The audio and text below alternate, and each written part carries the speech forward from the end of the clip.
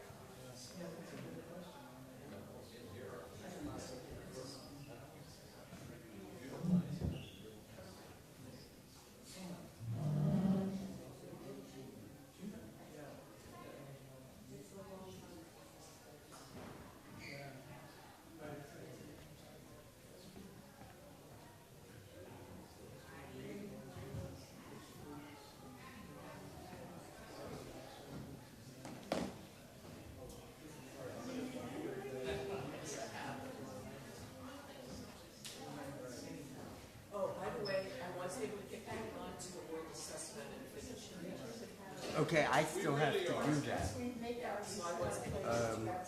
To me, it just goes for a while. Pattern it emerges.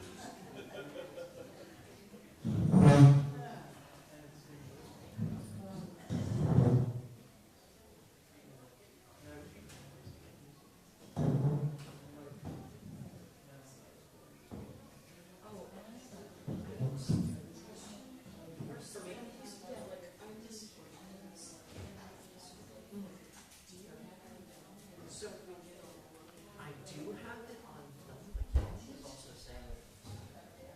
So,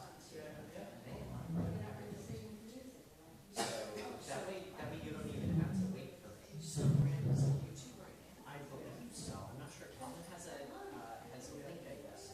They'll live stream it shortly, but I do know that they're somewhere on YouTube.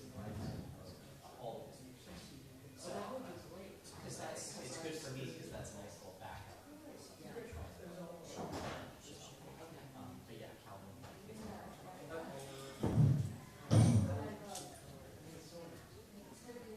One thing might help. Okay, I'm gonna use 50 minutes anyway. I'm not snapping, so sorry. I Testing some sound equipment. I totally want to glance back. Exactly. I would try to start. You were supposed to 10. Could you imagine how rude that would be? Well, So, excuse And me. we'll leave time for, well, we have the, yeah, for people who want to come. That's also like, okay. I need to. You okay? Well, You ready? Trust me. yeah. And, It's the same. I don't need virtual. I miss JV. Sometime today we need to talk about Linda. you can introduce me before to, Figure out. I can what? tell me before to, so Yeah. I can start right. That's what I want. I will try to get you on. I'm trying to get people at least started when they're supposed to start.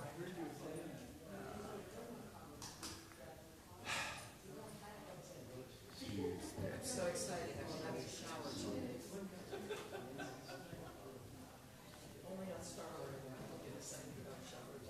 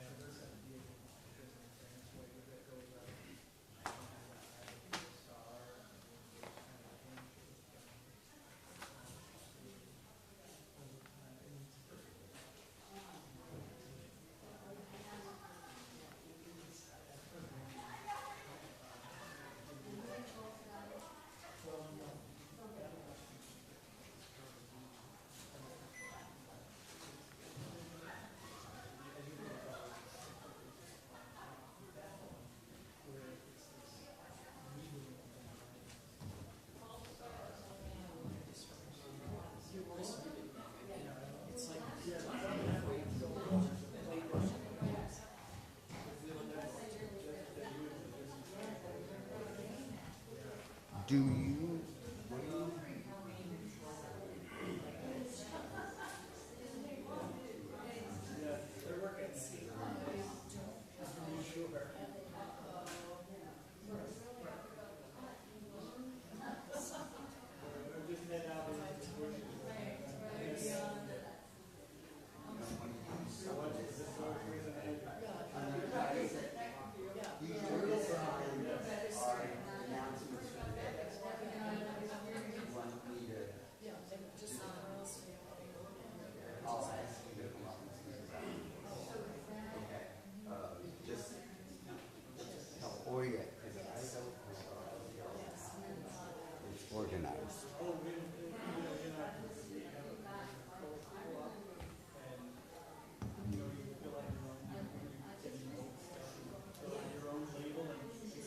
think people are enjoying the sunshine.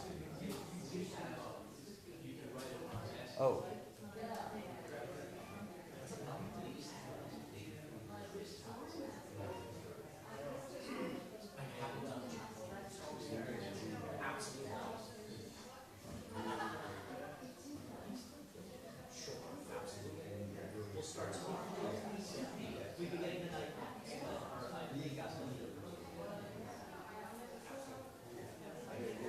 Yeah. Totally different type of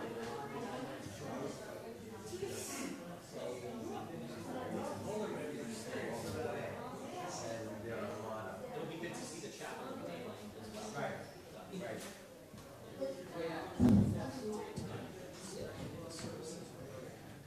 The services are terrific. Did you know him from before? How did you find him? When I was from his seminary did a service. The seminary said, recommend something. I think it was a home run. Yeah, I had no idea he was going to bring as much as Brady and Chris.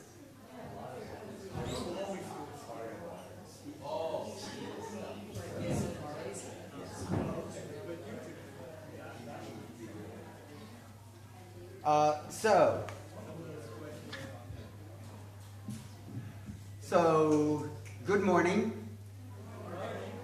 This is Tuesday? We're only at Tuesday? Sounds like we've been here forever. I know, yesterday was quite a packed day. So, welcome to Tuesday. If you look at your schedule, on Tuesday, the focus today will be opening to spiritual experience, and we're going to focus on grief and loss. And one of the main reasons, first of all, today, and Barbara's going to say something about it, are the memorial services for several of our members that have passed away in the last year. The other reason, and part of why we place this today, is that in my work, grief and unresolved grief is one of the greatest blocks to people being open to spiritual experience. And so I want to sort of take a few moments to talk about it. Actually, but before I begin, are there any problems coming up? Any questions? Is there anyone that wants to just share what yesterday was like? Not yet. Okay. It was a good day, right? It was a lot. It was a lot. So, loss. Loss harms all of being.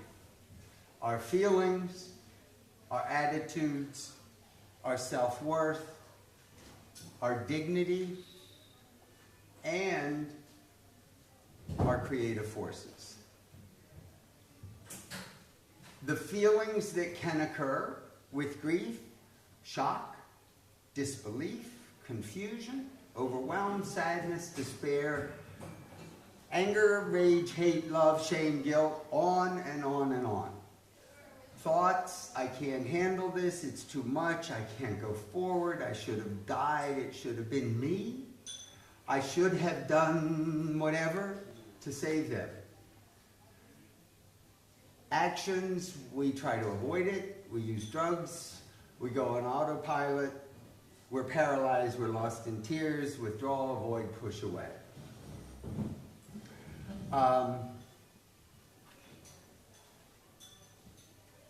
Oh, this didn't have what I put on today. Let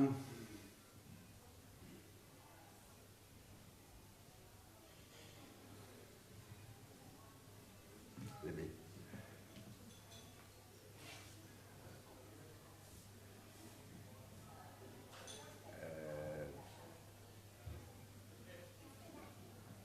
Yes, I will. Actually, I'll start with, about 9 years ago, My wife, who was in a relationship of 30 years, died by suicide. It was sudden, it was unexpected, and of course, it was tragic. And when I went looking for what do I do, most of you are familiar with Elizabeth Kubler-Ross's stages of grief. The problem is, her whole theory is based on a loss that is impending and known. It was on terminal people.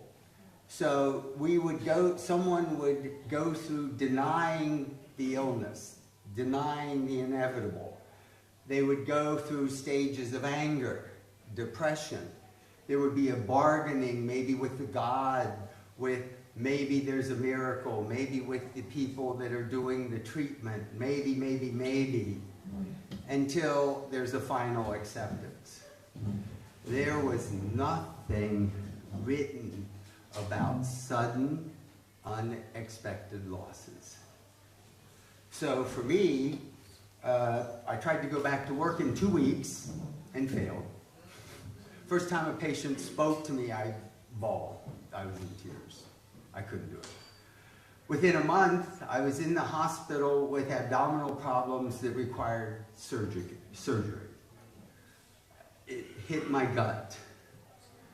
And for the next 6 months, I was on autopilot. Because when my wife died, my future died. My memories died because she was about the only person in the world that knew me for 30 years. So I lost all of that. And I didn't know what to do. Fortunately, I held on to my framework of spirituality, and I knew that there must be a pony in here somewhere. There must be a reason.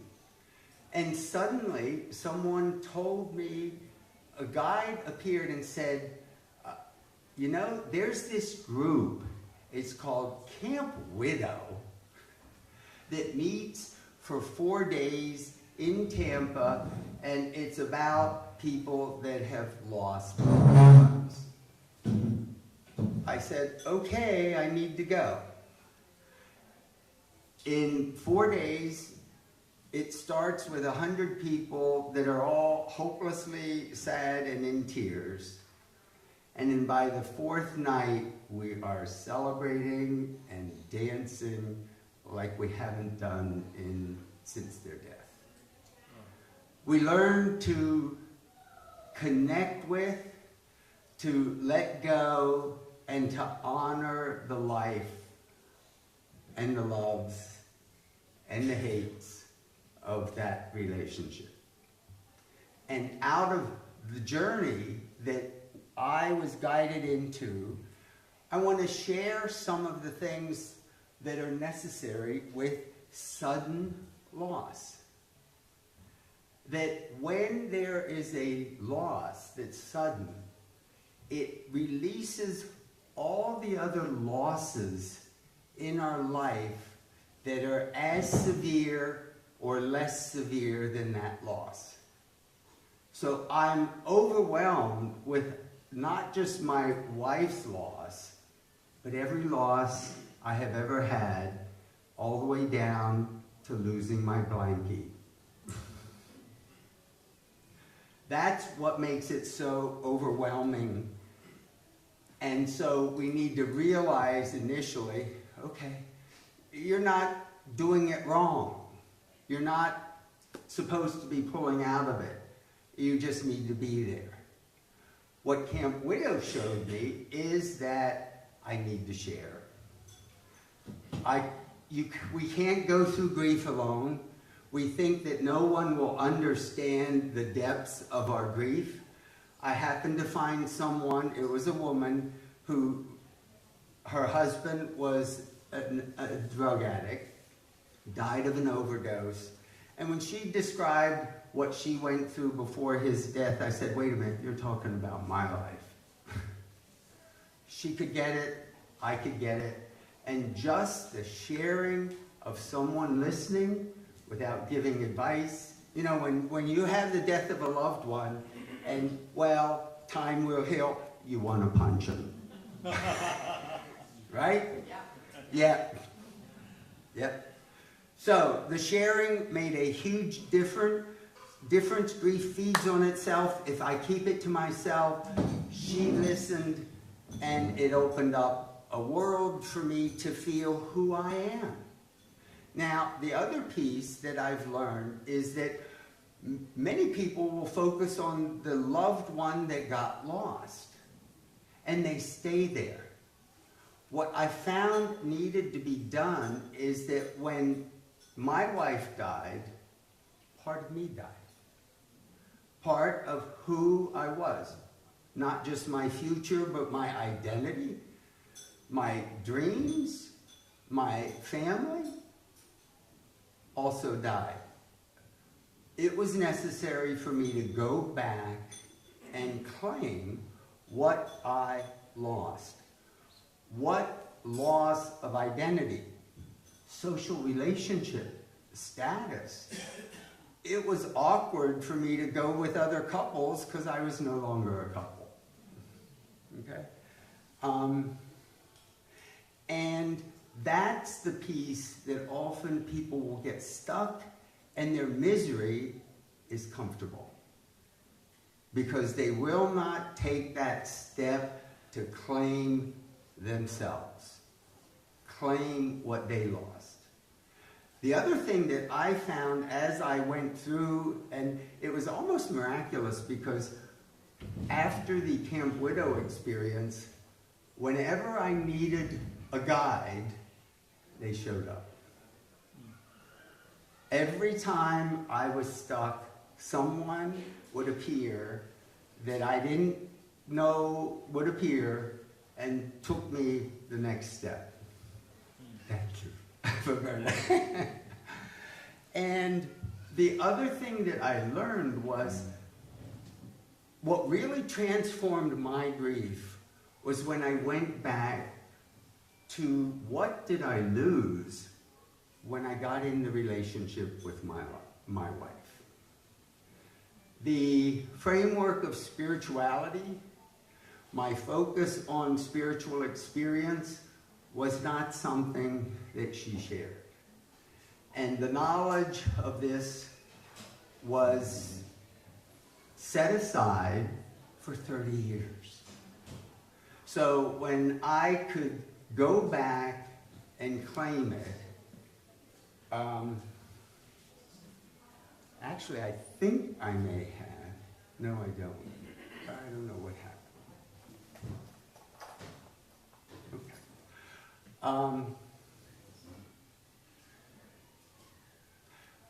I had, if you don't, can you give me a minute? Sure. Because one of the things that happens with grief is the hopelessness just takes over.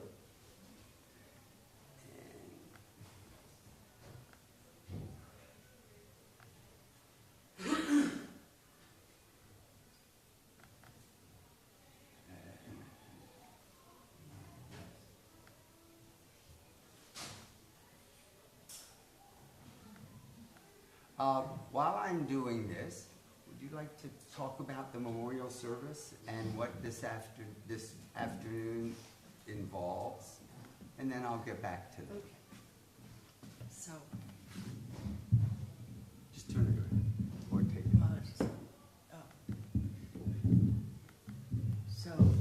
Speaking of grief and in connection with celebration, I want to just share things you probably already read in the Beacon earlier this week about the memorial activities today, and a reminder that the memorial service starts at 1:30, and we have at this moment 5 people, IRAS members, that we are remembering and celebrating, and that includes Michael Roos, who has a very large extended family present for the week, and Carl Peters, who has a very large 18 extended family and friends. I believe they arrived yesterday. I haven't had a chance to find them and greet them all, but they will be there just so that you know that. And then, as was written, there is a laying of stones in the memorial courtyard following that, 2:30 to 3:30. And the next paper, which is a great one, I think, is at 3:45 here. So I want to keep everything, we want to keep everything kind of flowing along. But the social hour in Newton Front is going to have a waltz fest in celebration of Carl Peters' later in life love of dancing and learning how to waltz. And Frank and I and others are going to offer a few tunes. So whether or not you already know how to waltz, just come and try it. You know, remember that slide about the leap of faith with the cliff, you know? Think of that. Just do something, please. And since the memorial service will have a relatively short amount of time for the number of people and the memories, Edmund, who is leading that service during the social hour Waltz Fest, will offer a chance for a brief continued sharing of memories there, so you can have that in your mind, because I know I can't keep the violin going for an hour constantly anyway. I think that's it for today. Toilets. Unrelated? And on the other end of the spectrum, I have noticed, and others have mentioned, that there is a problem with the toilets this morning not flushing. I don't have any philosophical commentary on it. Apparently the pump is being fixed, Right. and I was told about 15 minutes ago that it would take about an hour. So if you have to go, you have to go, you just can't flush. Unfortunate for the people after. Well, think And outhouse. maybe put the toilet paper in the trash can. Toilet paper in the trash can. Okay, good advice. It is possible to force flush even these toilets. To what? To, Force. I have, oh yeah, by pouring water. Pour water into the in. bowl. okay. You can. This morning, after breakfast, or just 10 minutes ago, I put one of the hot water pitchers in the restroom by the sandpiper, 2 pitchers full, and it cleared a ginormous clog. Oh boy. Okay? Okay, there you go. Have it on the toilet. Thank you. If you really need to flush, it can be done. You could just let yellow go. You know that little Yu-Yu book, Robert Fulgham, Everything I Need to Know I Learned in Kindergarten, and one of the things on the list was flush. But you can't always do it. So. Thank you. So, let me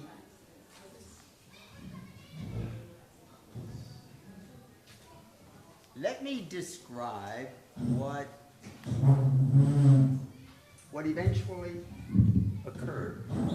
It was a moment that is the stuff of dreams. All of a sudden, the events of my life fell into place.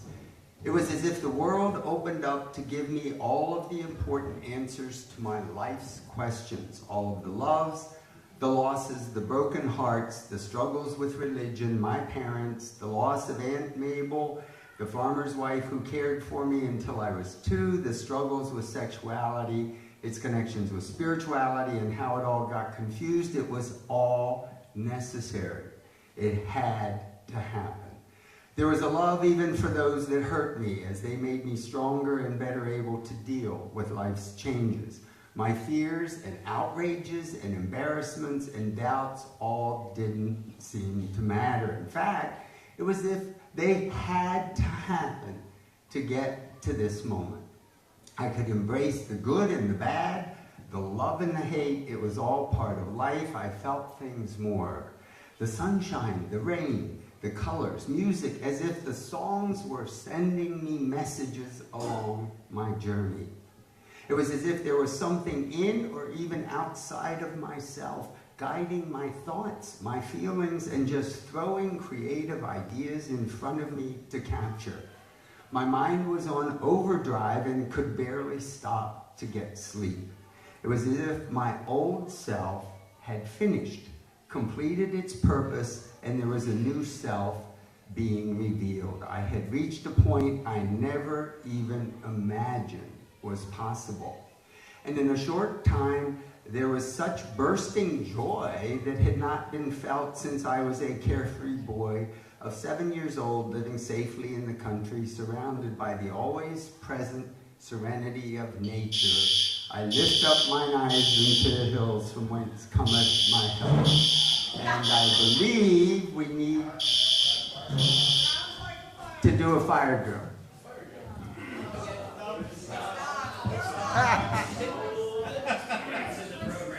Wait.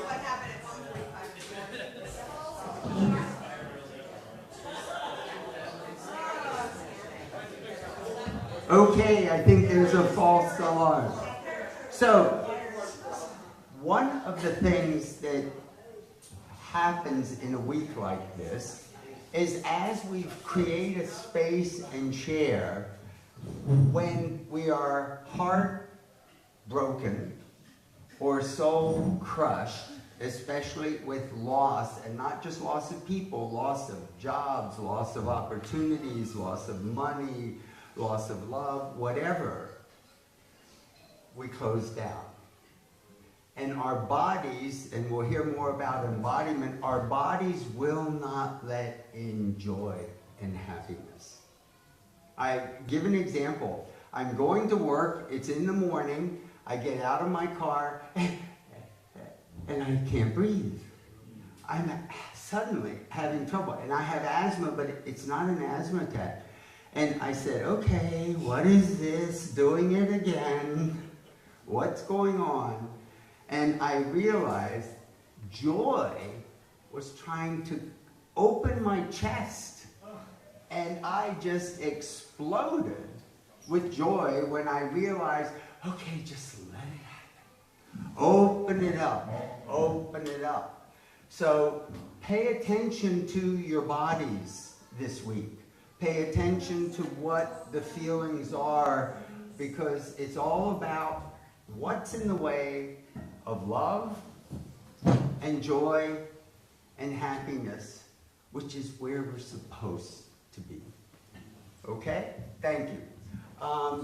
Now, let me introduce, well, actually, the co-chair, Barbara Whittaker, will be presenting now in person.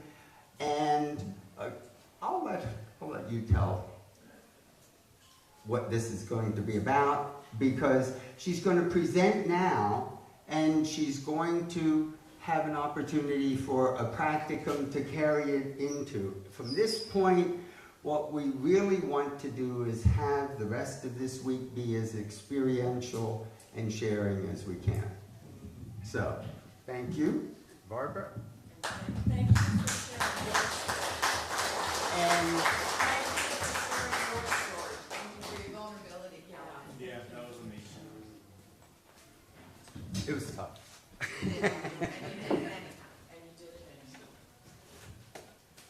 You do not need the computer, right? No, I need a microphone. Here. My watch.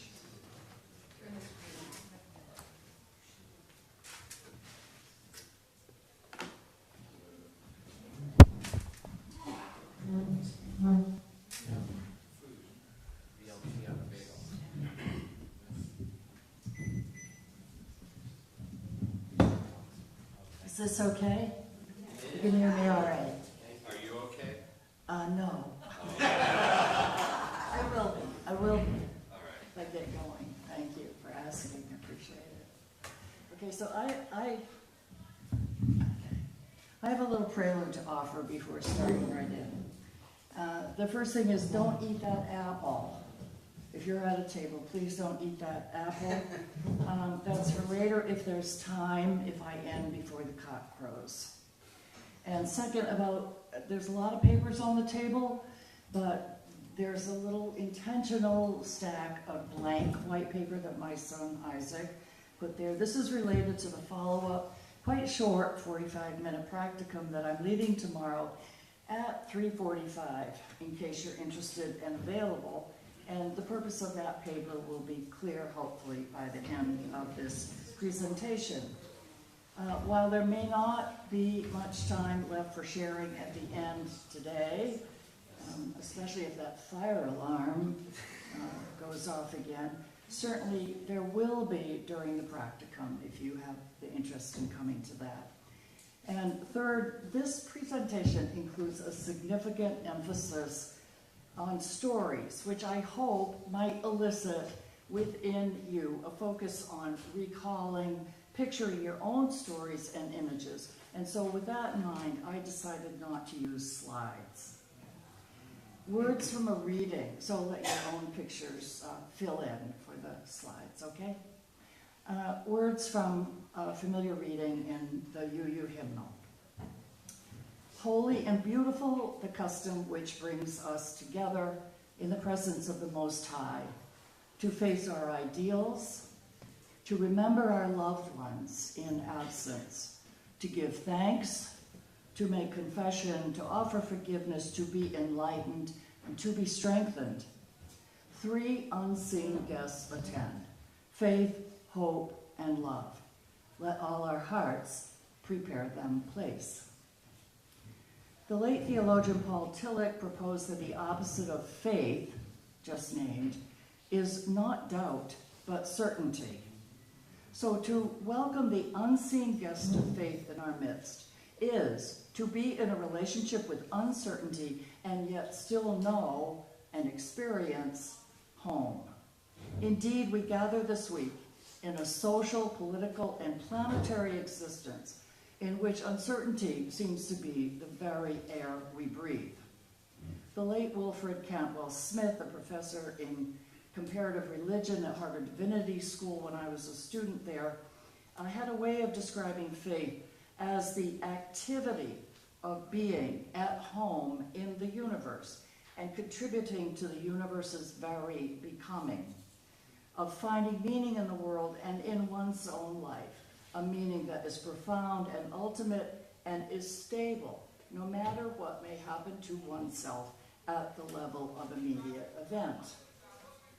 Well, in a context of crossing over to this island in a climate of such uncertainty, perhaps in search of home, I have a question for you this morning.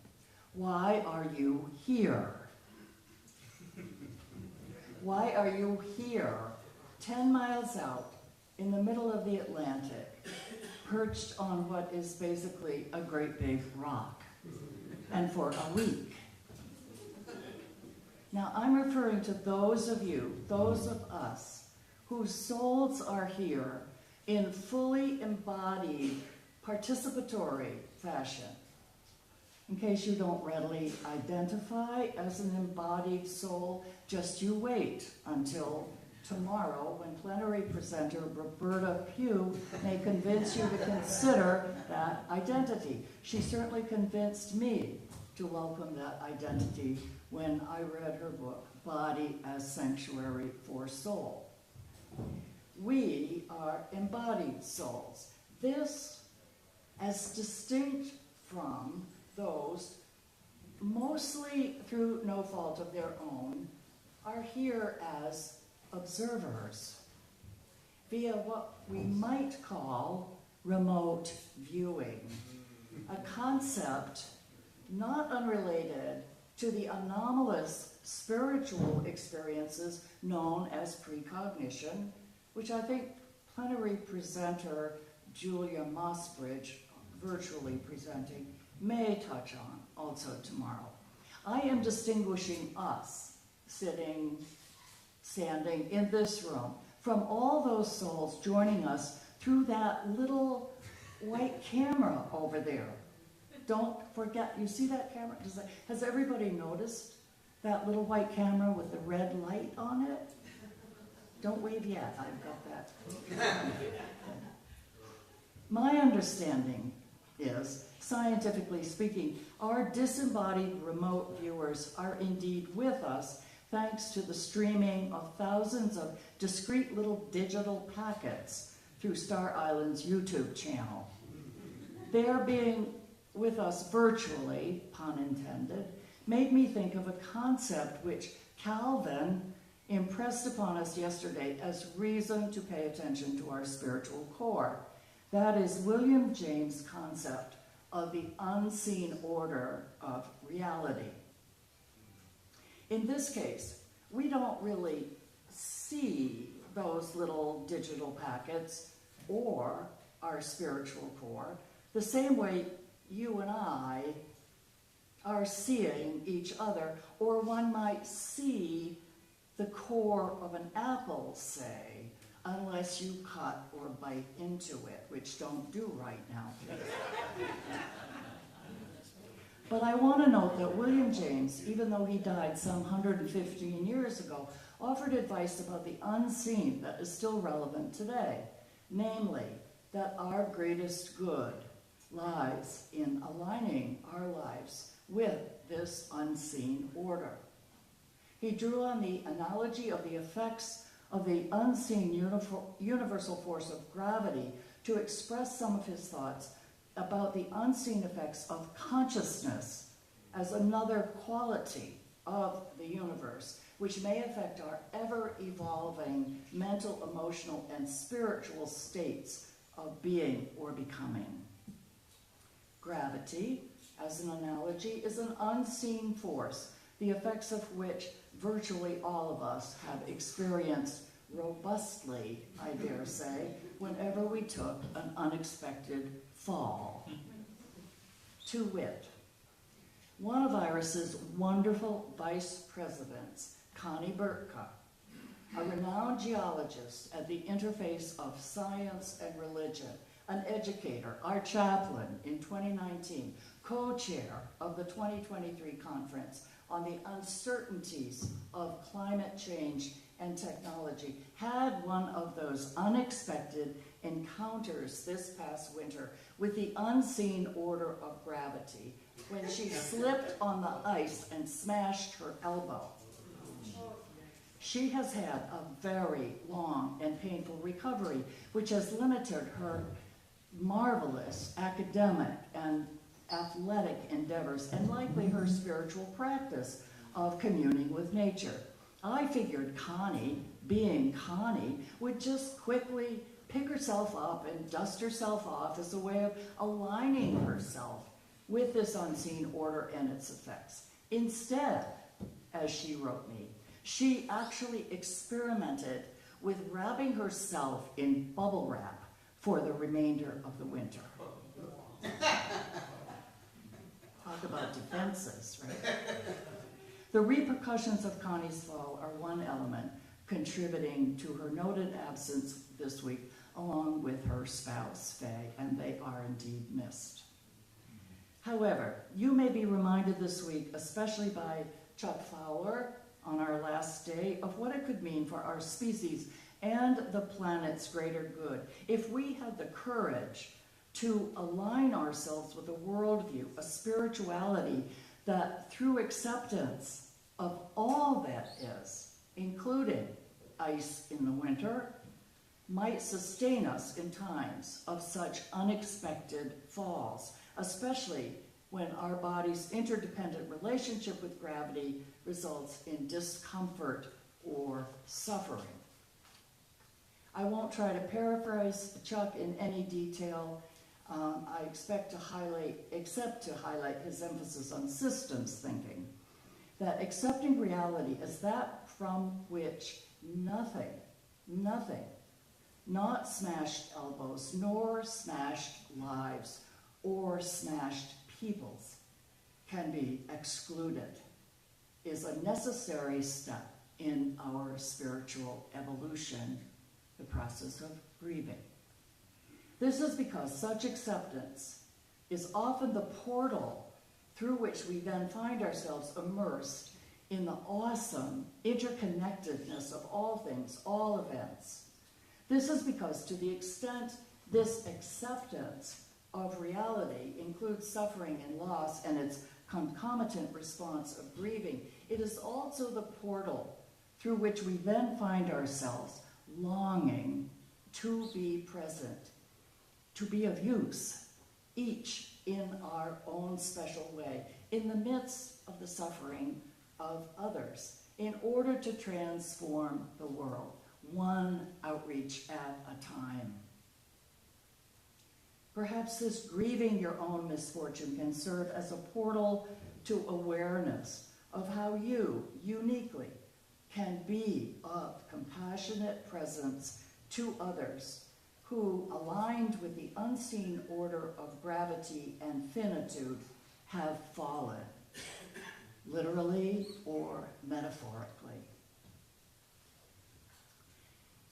But of course, not all encounters with the virtual or unseen order, sticking with the effects of gravity or of falling as an example, not all of those ask us to align ourselves with pain and suffering for purposes of spiritual evolution. Sometimes that alignment is simply a wake-up call.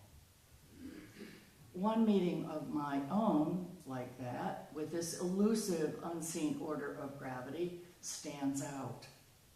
A simple story echoing in memory some 4 decades later, even as I was living in a remote and wooded conservation area in Harwich on Cape Cod, in a rented cottage, alone except for the company of my Brittany Spaniel Holiday, Holly, and commuting to Harvard Divinity School. Those were the days when I jogged a few miles in the morning instead of walked them, with my dog running circles around me before both she and I left for Cambridge. And since routinely there were never in those days enough hours in the day or the night, I never missed a chance to do 2 or even sometimes 3 things at once. In this case, those things included jogging with Holly while also engaging in whatever form of meditation or prayer I currently had going. Seriously, I remember this. At the time, I had embraced a few key phrases to utter repeatedly, a kind of mantra, hoping I might somehow gradually embody these affirmations of my spirituality. One of these affirmations at the time happened to be, "I lay my burden down, God," reminiscent of Psalm 52, perhaps, I think.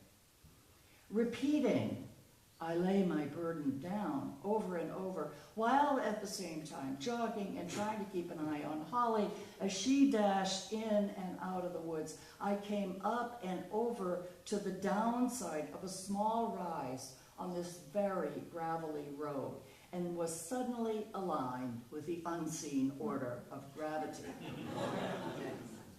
My left foot, and I remember it was my left foot and leg skidded forward on the gravel, out from under me, and boom, there I was, sitting in the middle of the road. I had indeed embodied laying my burden down, namely myself. I remember this long ago story so vividly because it's gradually become a kind of personal scripture reminder that I am my own biggest burden, and that the loving presence I call God yearns to coax me, even after all these decades, into letting go of myself as burden, while my soul still has some days, maybe years, left to learn that lesson, while still in this arrangement of matter and energy called my body. The story is one piece of personal scripture to which I return over and over when I'm at my wit's end, because I can't scientifically and courageously explain to those close to me, let alone the rest of the world, what I have experienced since childhood. Namely, that each of us embodies what I call a longing to become during this interval between birth and death, a very particular activity of God in relation to the very particular God activities of other forms of being and becoming. Calvin's core. It's the kind of personal story scripture I rely on when I'm tempted to think, why share such experiences when no one will understand this unseen order unless I can do something comparable to cutting open the apple to prove that there is indeed a core. That sense of calling to lay my burden down is part of what brings me here this week. But bruised, but not shattered, I immediately sensed this alignment with the unseen order did indeed serve some greater good, although in the moment, now about 40 years ago, I wasn't exactly clear what. Perhaps Roberta Pugh and others might suggest this week that to practice spirituality is to practice asking yourself as a body at times to pause, to fall even, to fall apart, even in order to offer time and space, a decent sanctuary for the information for which your soul seeks shelter. Well, to circle back after our virtual friends took me on that little digression about the unseen order. Let me repeat my opening question, why are you here? Now, since those of us who are perched here on this rock in embodied fashion have a leg up, so to speak, relative to those unseen others in our midst, I suggest that we address the question to them first. Granted, we're not likely to hear an answer this very moment, but spiritual correctness suggests, I think, that we ask the question and then open our hearts throughout the week to whatever responses or reflections our virtual companions might want to share with any of us. Well, I planned to suggest that we might experience this sharing of feedback from them in some unseen form, such as our own intuition, maybe even as some kind of anomalous action at a distance. However, then Calvin, in his introduction Sunday evening, slipped in that slide with a little list of things we're not going to talk about this week. I could feel, paying attention to my body as we're supposed to do this week, I could feel a slight bristling in one of my chakras, I think perhaps my solar plexus, especially when I heard that the list of banned topics included quantum entanglement.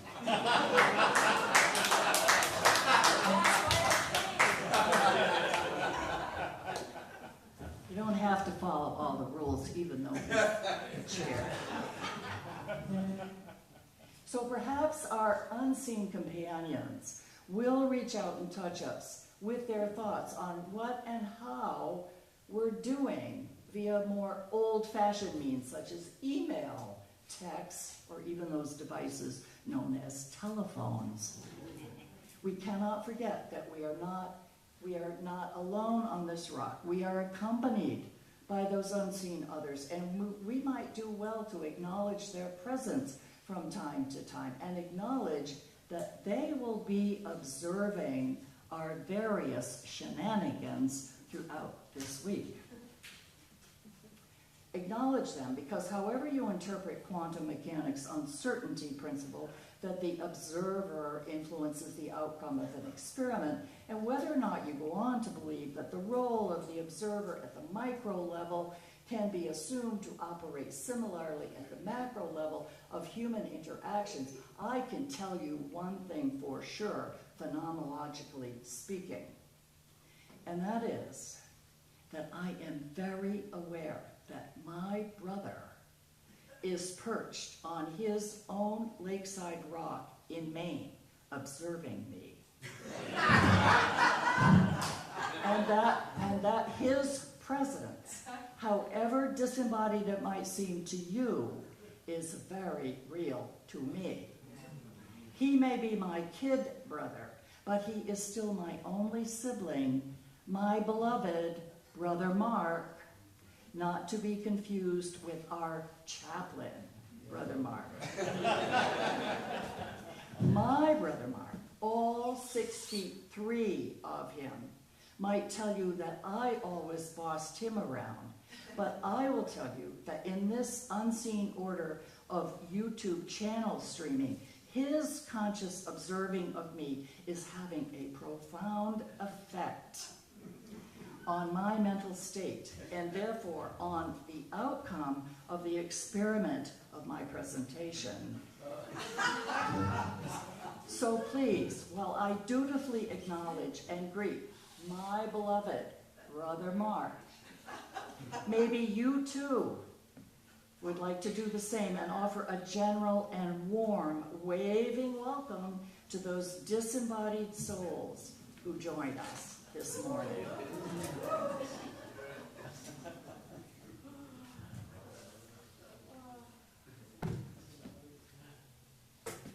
But back to my question.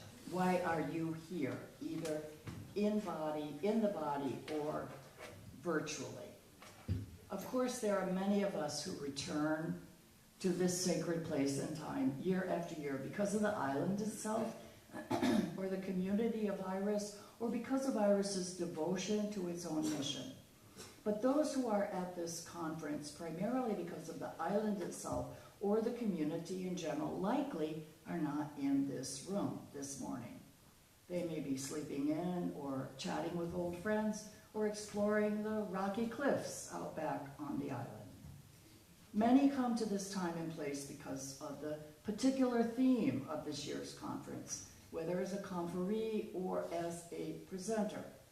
So really my question is to those of you in this room, either physically or virtually, why are you here to engage with others in a week's exploration of spiritual experience? To explore this question, I'll use the remainder of my time making 2 guesses related to the big reasons for why you're here, including on this island and with this IRAS community for a week-long conference on spiritual experience. And to let the cat out of the box ahead of time, so to speak, here are my guesses. First, I'll guess that although what brings you might be stated matter-of-factly, its deeper meaning is contained in a story from your spiritual experience.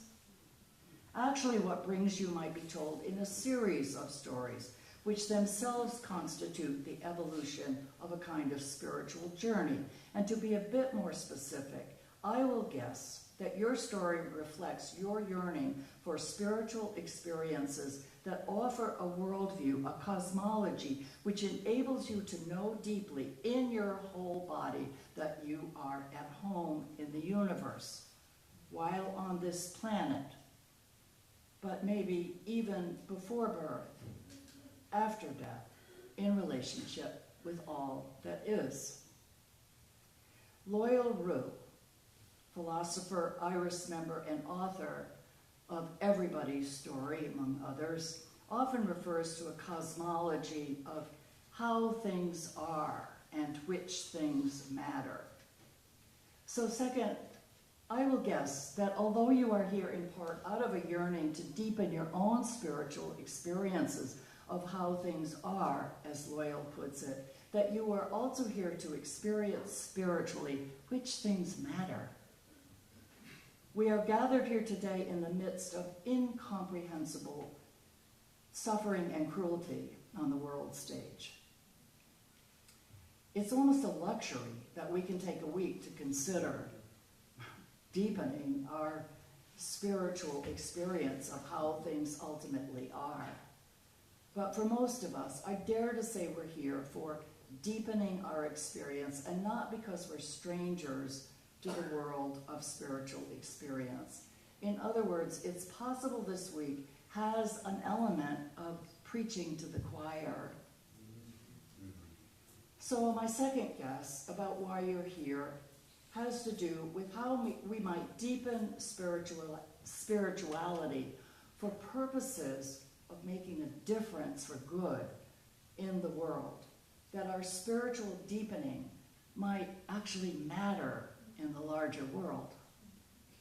I do know that Calvin's effort related to filming of this conference for possible sharing in the wider world is very much motivated by that sense of calling for IRAS to reach beyond its own self. So I invite you to consider this week the story of how things are that brings you to an IRAS conference on spiritual experience held on this rock far out, 10 miles out in the ocean for a week. And what does your story tell you about which things matter? As the title of this presentation suggests, I'm asking you to explore what I call one or more of your credo stories. In this case, perhaps related to what brings you here, to consider that embedded in those stories is information from what Roberta Pugh might call your soul, or Brandon Ambrosino might call your souling, or Calvin might call your spiritual core, about how things are ultimately, as well as which things matter for you uniquely. And I'd refer to those things that matter to you uniquely as having to do with helping God by becoming God. And I'm asking you to consider that the recalling and the telling of such a story can be considered both a spiritual practice and a spiritual opening or experience.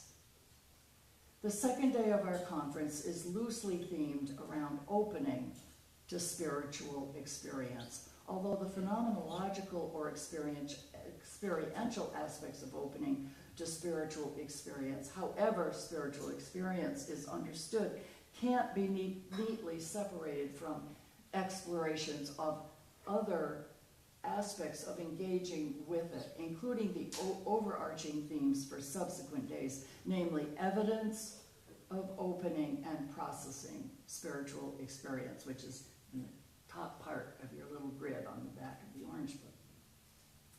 That is, telling our credo stories can be understood as a practice which does indeed open us to spiritual experience, while simultaneously acting as evidence for the very seeds, perhaps previously unacknowledged, of that opening.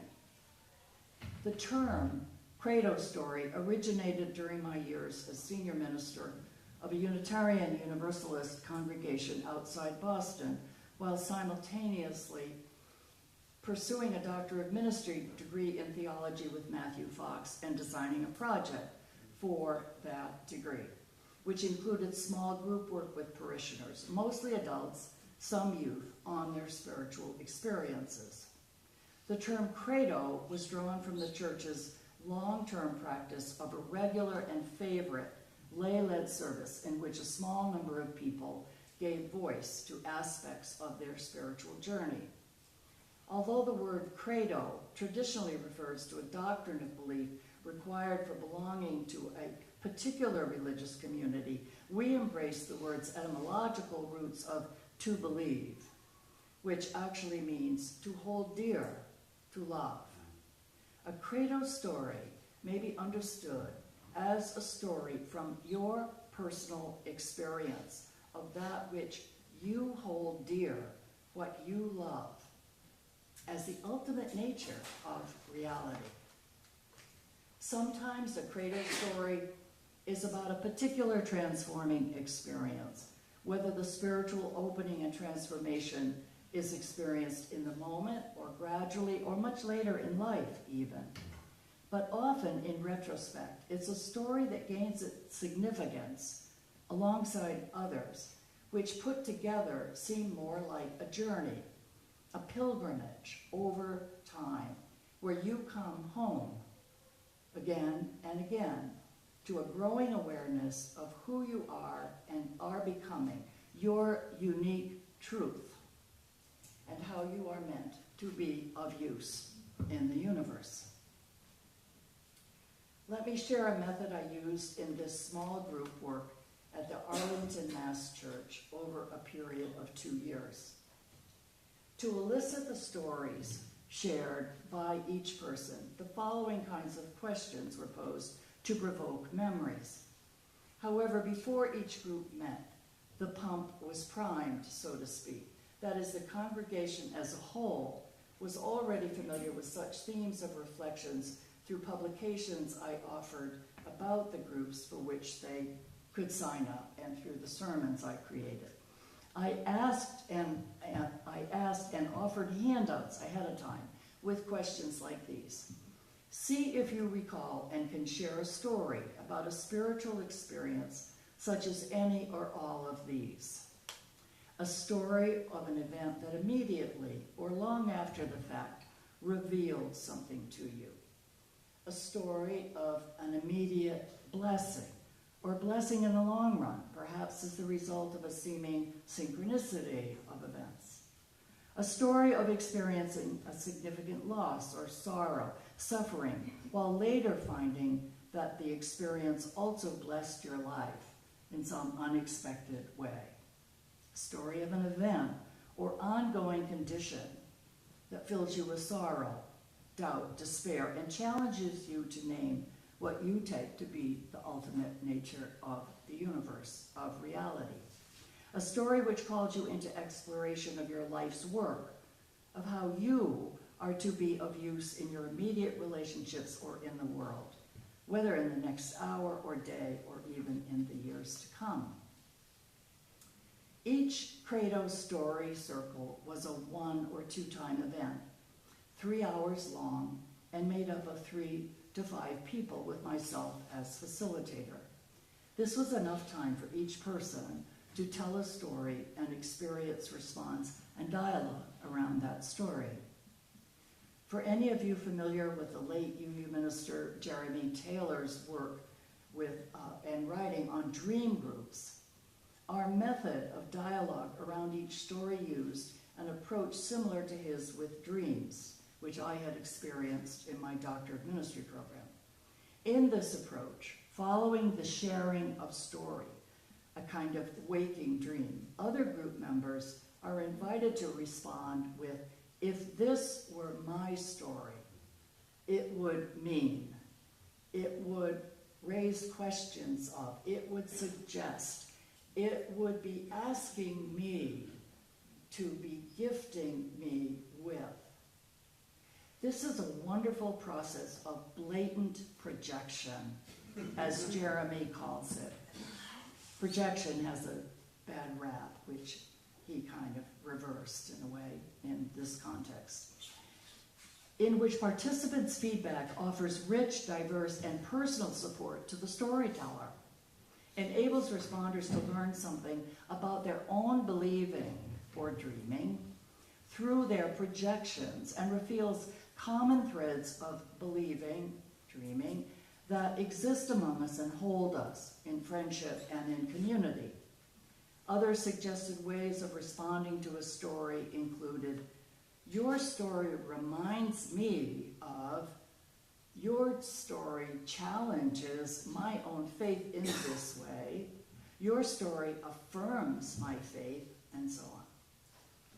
To illustrate, first I'd like to relate, done with permission, a transcription of one of these stories shared in what we called a Credo Story Circle, to give you a feel of how the process worked as a form of spiritual opening. The story stands out for me partly because although the spiritual opening experienced by the storyteller was not highly dramatic, for that very reason it makes me realize that although our gathering may have elements of preaching to the choir, many people, relative to spiritual experience, are not either in the choir or not in the choir, so to speak. For example, I have found this is true of many folks in Unitarian Universalist congregations I've served or in which I've been a guest worship leader. In this group work and associated sermons which came out of them I created, we did go on to explore two theoretical frameworks of understanding that such credo stories might reveal. The first framework was about, ontologically speaking, the ultimate nature of reality. I want to briefly name that first framework we explored because in the transcription, I think you can hear people incorporating some of it into their sharing of what the story meant to them. There are, of course, many ways to describe the characteristics of the universe that sustain the ongoing creation of new life, but we focused on the way the cosmologist Brian Swim and the late Thomas Berry, cultural historian, theologian, and geologist, just did. Their work, and that of people like Johanna Macy and Matthew Fox, is oriented toward clarifying our understanding of the ultimate characteristics which give life in the universe, the earth, and human nature, so that we might use that understanding to serve the cause of peace, of human and planetary flourishing. Swim and Berry identified three characteristics that give rise to the ongoing evolution of the cosmos, earthly and human life. These three characteristics do not exist apart from each other. It's only in our speaking of them that we separate them. Very briefly, the first is differentiation. This is the extraordinary variety and uniqueness of everything in the universe, the constant unfurling of surprise, which seems to call us into wonder and awe that there is so much instead of nothing. The second is an urge to self-manifestation. This is an ever-emerging consciousness, a quality of all existence by which each thing seems to struggle and intend to organize and manifest itself, to participate directly in the cosmos-creating endeavor. The third characteristic is communion. Swim and Berry write, "Nothing is itself without everything else. Yes, the universe evolves into individual beings that are different from each other and that organize themselves, but in addition to this, the universe advances into community, into a differentiated web of relationships among sentient centers of creativity." Well, if these are the characteristics of how things are in all aspects of the universe, and if paying attention to these characteristics is what matters, if we want to play our part in ongoing creation, then it makes sense to me that these same characteristics would show up in our everyday lives to guide us in paying attention to what matters. I believe that one way they show up is when we notice, frame, and tell stories around those moments when we know we are encountering a matter of faith. I believe these challenges show up to sustain our faith, to challenge it, to comfort us, to move us in a new direction, to help us help others. In any story of an encounter with a matter of faith, all three of the characteristics that bring the universe and us into more life are apt to show up. Perhaps you can hear their presence in the story and the group interaction which follows now. The teller of this story is Bob. It was told as a tale of something that moves him without his being sure of the ramifications of that experience, only that it was powerful. And again, in the Credo Story Circle, people are invited to blatantly project their own meaning onto the story as they listen to it, and then to share those responses. As I share the story and excerpts of the dialogue which followed, you may hear some of Swim and Barry's 3 characteristics that give rise to life in the universe, perhaps. Perhaps, for example, the story's sense of human connection through history. So Bob said in the story, for about 25 years, I was a congregant at Temple Isaiah in Lexington.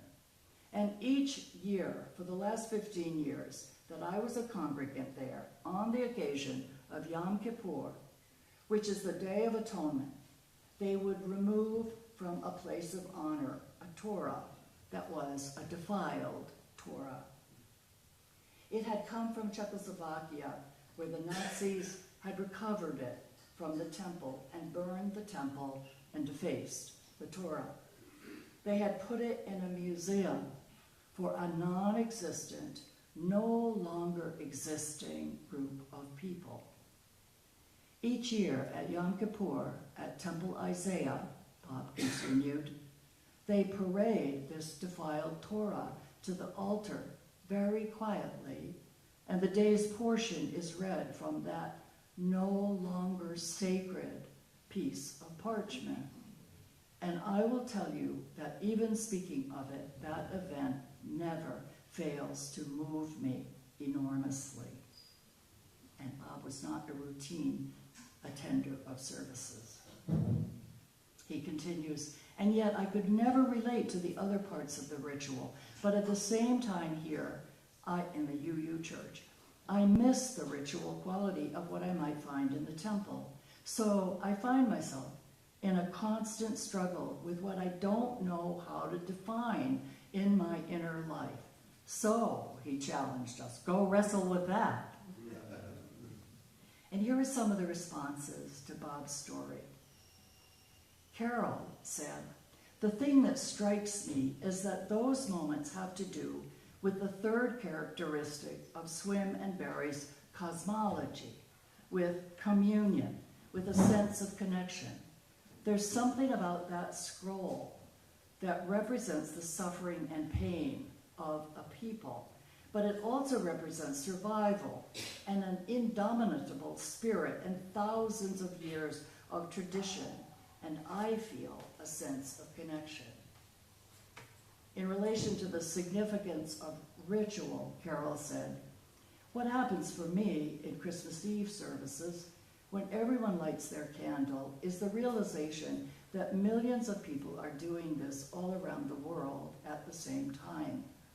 There's something extraordinary about that that makes me feel so connected, and those are the things that move me here, too. I feel really connected with this congregation when the commitments are named here, the concern for persons. I feel part of something so much bigger than me. Sue responded this way in the group. There are many rituals that are part of the Jewish services. Why would that be the one that has meaning for you? What it means to me is that it's about being incredibly ambivalent to opening up to spiritual experience because of what happened to other people who did. And then Bob responded to Sue. There is a lot of Jewish ritual that I like, that is important to me, but nothing that is so moving as bringing out the defiled Torah on Yom Kippur.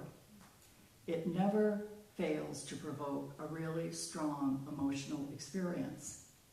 And if I understand spirituality, it is having a sense of transcendence, an experience of moving out of the moment and into something else bigger and more important. Dick then offered these thoughts in the group. If that were my experience, although it's getting to me just to think about it, I think it would almost overwhelm me with the tragic irony that lives in that Torah. I mean, here is a Torah which contains the record of the people who, on and off, through one of the longest runs in history, have believed in some way that God acts in history.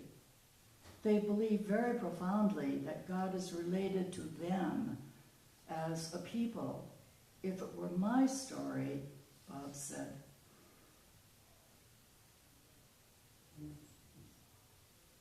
I would have to say what the Torah embodies. God is related to my people, to me, to my history. Yet the fact that this is a Torah which was defiled in the Holocaust calls into question the very fundamental tenet of everything that's contained in it. God acting in history on behalf of this people, which is my people. The tragic irony would tear my heart apart. And Bob's closing reflection of hope and faith from the story was, one of the reasons that the defiled Torah is brought out on that particular day is because it's symbolic not only of something that has happened, but of renewal and rising out of catastrophe and Holocaust and terrible things, and that terrible things don't have to be the end. And that is the title of this story. Perhaps a title and a story especially in need of recalling now, during these fragile times in which we are gathered. Terrible things don't have to be the end. The second framework we explored in relation to this practice of recalling hints of spiritual experience from one's own life, shaping that experience into a story and then telling it, was Matthew Fox's 4 paths of creation spirituality. These I had explored both in a sermon series as well as in various adult programs, including the Credo Story Circles. So let me just again briefly summarize these 4 paths by sharing a reading from Fox's writing that summarizes what creation spirituality is about and how it's implemented in 4 paths of practice. He gives these paths very fancy Latin titles, and then I'll share one last story. From Matthew Fox. Honoring creation as original blessing, creation spirituality integrates the wisdom of Western spirituality and the global indigenous cultures with the emerging scientific understanding of the universe and the passion for creativity. On the individual level, creation spirituality recognizes that humans have to dig and work at finding their deep self, their true self, their spirit self. This journey of digging towards salvation can be named as a 4-fold journey or practice. First, the via positiva, the path of delight, awe, wonder, gratitude for the blessings of creation, saying thank you.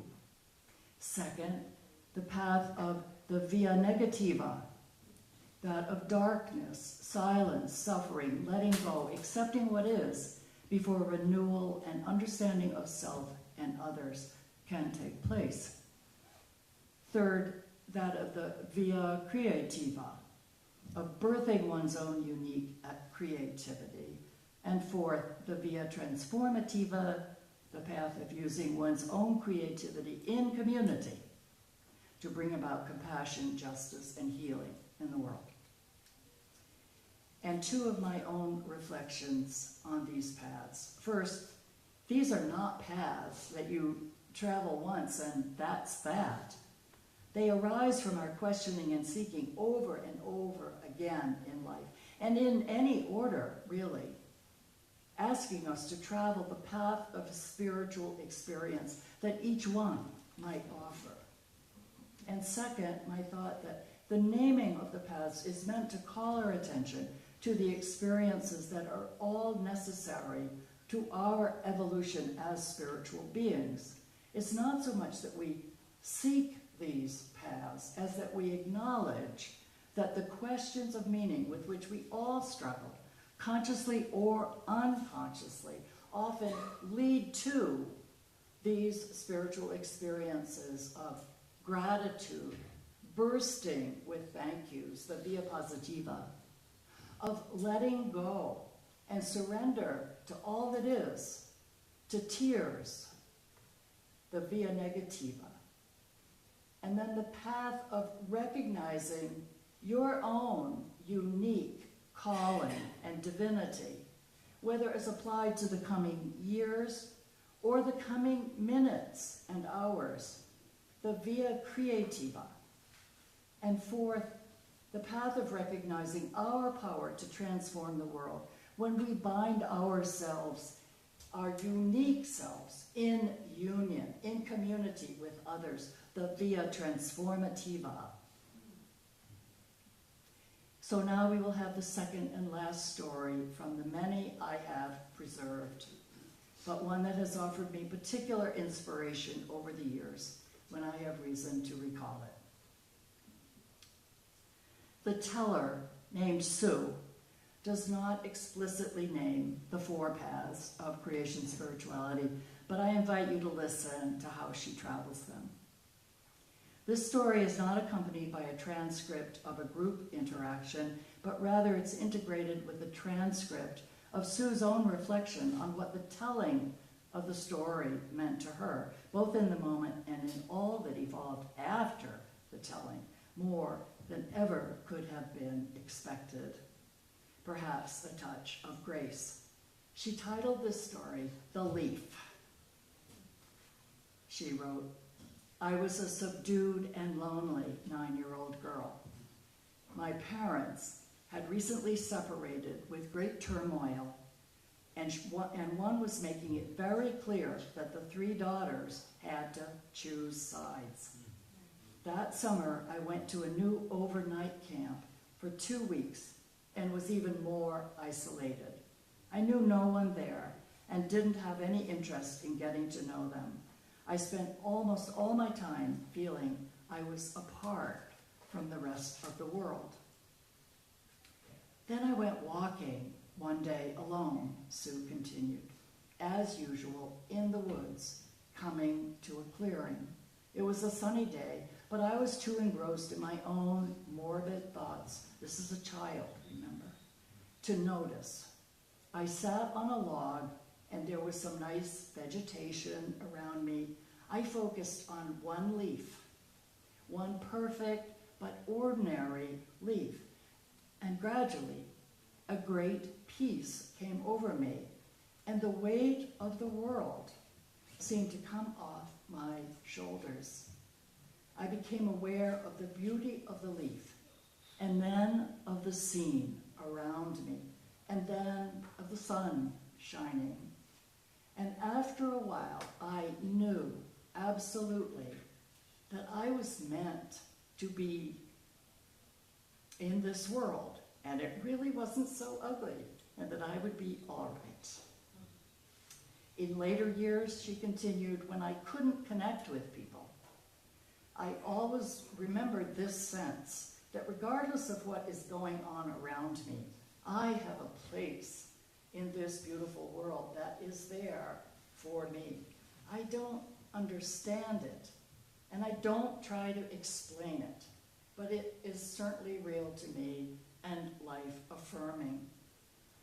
That this is the core of my connection to earth-centered spirituality. When I discovered this practice in paganism 30 years after my leaf, it immediately resonated with what I deeply know to be true." She continued, "I first told the leaf story spontaneously in a small group meeting with Barbara, me. I hadn't articulated it before. Barbara later asked if I would tell it as part of a service, which I agreed to do. I regretted this many times in the weeks before the sermon. I was terrified of revealing this much of my private childhood pain and my spiritual beliefs to a large congregation. I wrote and rewrote notes, processed over and over what I thought was important about the story and how to convey it to a large audience. I obsessed, and I did go through with it." She continues, "The response was really interesting. People came up to me, not just after the service at coffee hour, but for weeks afterwards. Almost everyone thanked me for sharing, but also shared some aspect of how the story related to their experience. This was validating on several levels, she said, she wrote. First, telling my story, which I had considered too odd or private to reveal, was very liberating, and in large part, I was able to overcome my reluctance and terror because of my experience with the leaf. Second, telling it in this community resulted in a powerful affirmation. I understood the message of the leaf, that I was justified in having enough faith to allow real connection with a wide variety of people. And third, I felt that the stories people shared with me in response to mine were another gift, in the same sense that the leaf was a real gift to me. Deeper connections in response to my accepting risk by sharing myself. And finally, she continued, another manifestation of the leaf phenomenon occurred at my wedding when all our plans fell apart. The minister didn't show up because, unbeknownst to us, he was becalmed at sea in a sailboat in Boston Harbor and in possession of the only copy of our carefully considered original vows. This is a true story.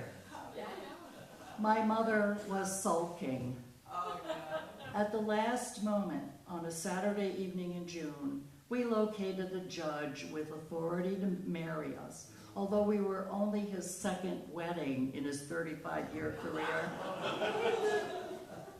Fortunately, in our chosen beautiful outdoor setting, the feeling generated by the leaf came over me.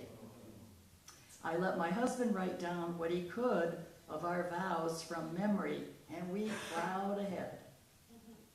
The judge forgot to have us exchange rings and misread what my husband scribbled of our vows from memory.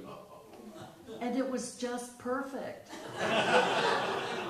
for us as a couple. We have been together 23 years, and I can say it was a good reflection of who we are. The guests laughed and applauded as we finally finished the service. I have extremely joyous memories of the event and the party afterwards, and the story itself is a wonderful way to connect with people. Well, the Credo Story Circle that Sue and Bob and Carol and Dick were part of met over 2 3-hour sessions, and at the close of that second meeting, 3 of them offered these thoughts on what telling the stories of their spiritual experience had meant to them. The telling as a pathway of opening, the telling itself as revelatory of a larger reality, and the telling itself as a source of new life springing from one's core, a new life of embodied truth, faith, and love. From Sue. Actually, telling the story about the leaf in the service was really part of the story. I realized afterwards how important it was to do that in such a public forum. And then, of course, another dimension to this story was people coming up to me after the service and in the supermarket and on the soccer field. Talk about effective communion. That story happened to me in a unique way, she said, but it clearly connected with people. I was able to help people think about their own stuff, and that created communion. It was wonderful. Thank you for the opportunity to share the story in the service, though I thought I was going to die an hour before I spoke. And from Dick.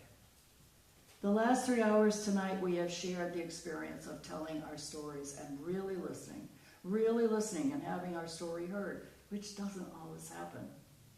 That experience in itself is, for me, a very important clue to what I believe in, though I haven't got it all worked out yet. And finally, from Carol.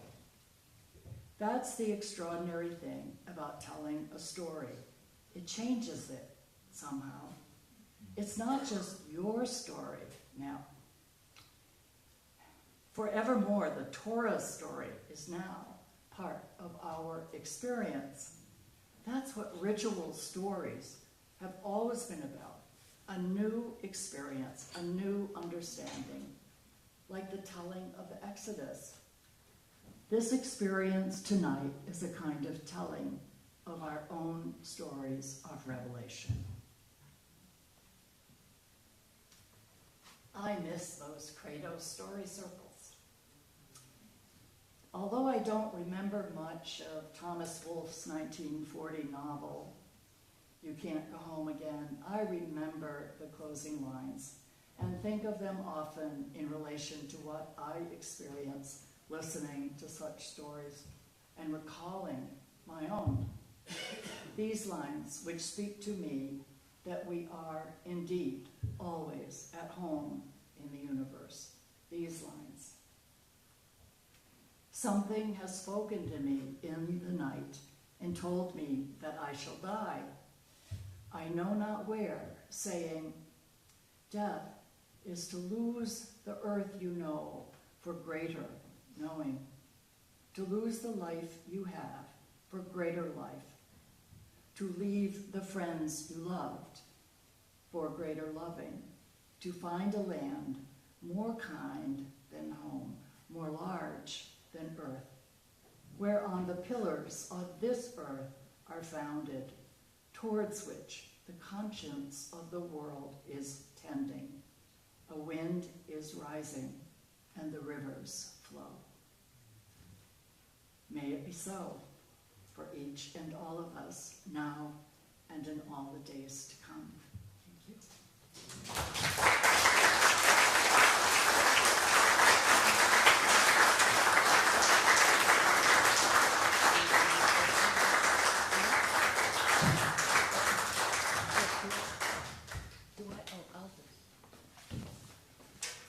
Go ahead, you, because if we don't have a microphone. Well, we are, whoops, we are at 11 o'clock.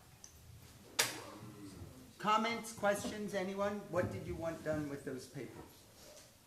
Oh, okay. All right.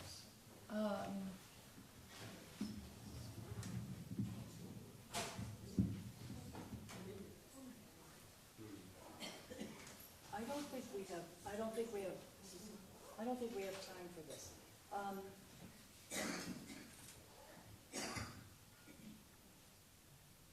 Will it work well with your practical? Would it be an exercise? Yeah, is this on still?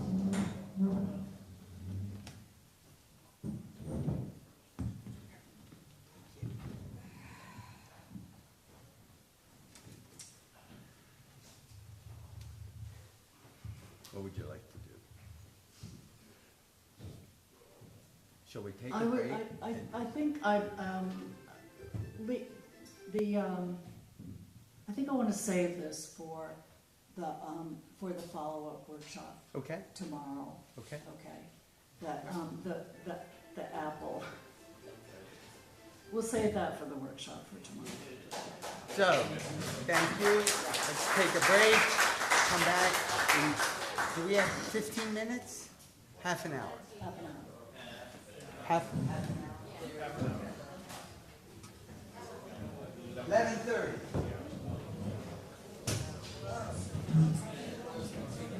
Yes.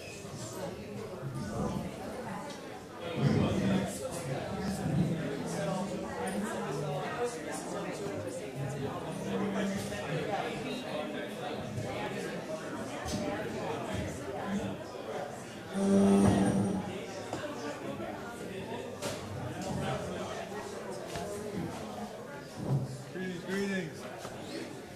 Ah, there you are. Oh, geez. Found the path of recovery. Enjoy. Yes, I just had people showing up at the time they needed to show up. It was almost magical. It really was. Are you doing a PowerPoint? Yes. You have your own laptop. Yes. I'll probably just plug it in. Are you doing anything where you need to get to the internet? anything with voice. So just PowerPoint. Mostly, for an old man who can't remember things. So, well, that's fine. So, and you can just plug into this, or do you need an adapter? You probably need an adapter as thin as that is. Do you have the adapter? Because we have.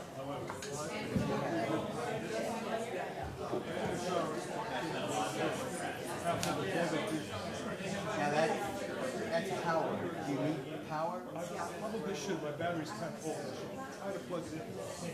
Okay, you could probably do that.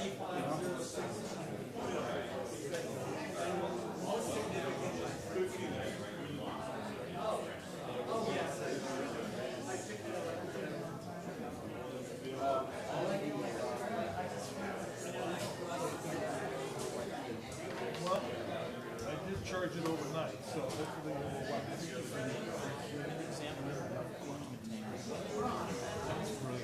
Or, I mean, or I can just put my PowerPoint on those two. There's a common sense humanity explanation of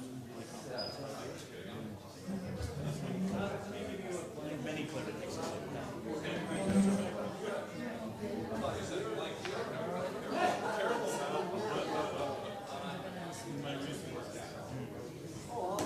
All right. Okay.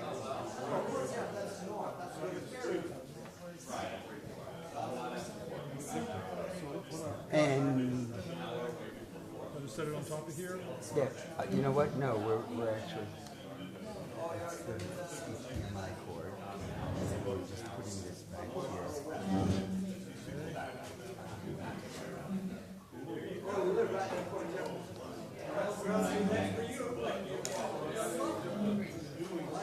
No, this does not go in here. So I'm gonna have to. No, let me see. That's It's a normal USB. a. So maybe we need to figure out about getting my PowerPoint on. What do you need this into your? Well, We have. we need to figure out how to get this USB. Here's an HDMI. Here, you hold on to those. HDMI. USB.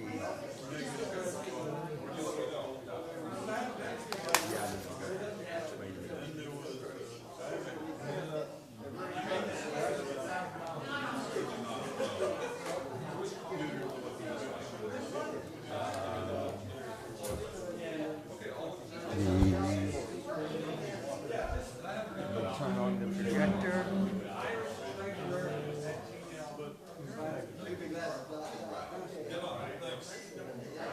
And you don't need the internet. No. The strange is not into the computer. Let's try again.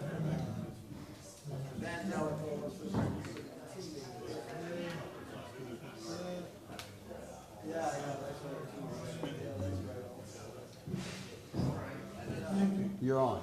Okay? You're already up there.